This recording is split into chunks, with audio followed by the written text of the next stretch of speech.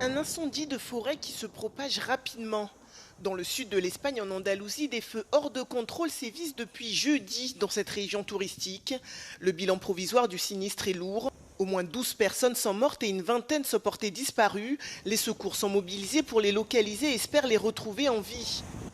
L'incendie meurtrier s'est déclaré dans un fossé après la rupture d'un câble d'alimentation électrique le long d'une route nationale. Les flammes, attisées par le vent, ont progressé rapidement. Certaines victimes qui tentaient de fuir avec leur véhicule ou à pied ont été piégées par les flammes.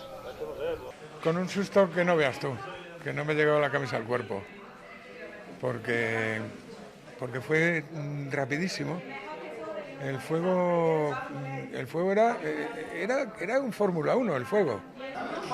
Les autorités régionales ont confirmé que la grande majorité des victimes seraient des ressortissants étrangers, notamment britanniques.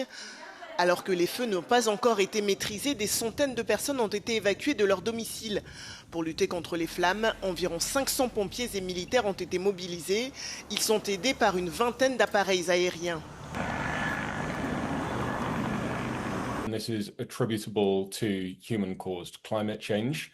What that means is each year we're much more likely to see these fire weather extremes that combine these multiple compound events. Even if the likelihood of extreme wind stays about the same. Alors que les incendies se multiplient dans la région, les autorités locales pointent du doigt le non-respect des consignes d'évacuation, comme l'envoi d'alertes d'urgence par téléphone. À ce stade, on ne sait toujours pas si elles ont bien été transmises à tout le monde. Les 27 pays de l'UE ont décidé à l'unanimité d'ouvrir un nouveau chapitre des négociations d'adhésion avec l'Ukraine et la Moldavie. Une décision qui marque une nouvelle étape importante sur leur chemin commun vers l'adhésion. Lors d'une réunion vendredi, les ambassadeurs de l'UE ont entériné leur position commune visant à débloquer le volet numéro 6 qui porte sur les relations extérieures.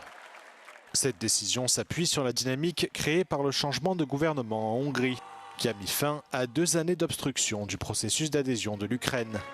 Le nouveau Premier ministre hongrois Péter Magyar a levé ce veto controversé début juin, ouvrant ainsi la voie à l'ouverture du premier volet dit des principes fondamentaux. Cette décision laisse 4 volets encore en suspens. La Commission européenne considère que l'Ukraine et la Moldavie sont techniquement prêtes à ouvrir l'ensemble de ces volets. Kiev a publiquement insisté pour que toutes les étapes soient franchies avant la pause estivale. Mais elle s'est heurtée aux réticences de la Hongrie, qui estime que cela reviendrait à une adhésion accélérée de l'Ukraine. Par conséquent, les volets restants devraient être abordés un par un à partir de septembre.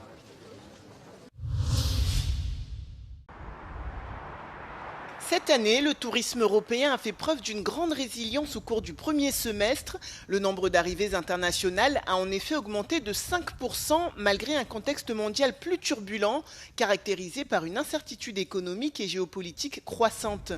Selon le dernier rapport trimestriel de la Commission européenne sur le tourisme, les nuitées sur l'ensemble du vieux continent ont également progressé de près de 5%, alors même que la baisse de la confiance des consommateurs et les perturbations du trafic aérien ont pesé sur les vols long courriers.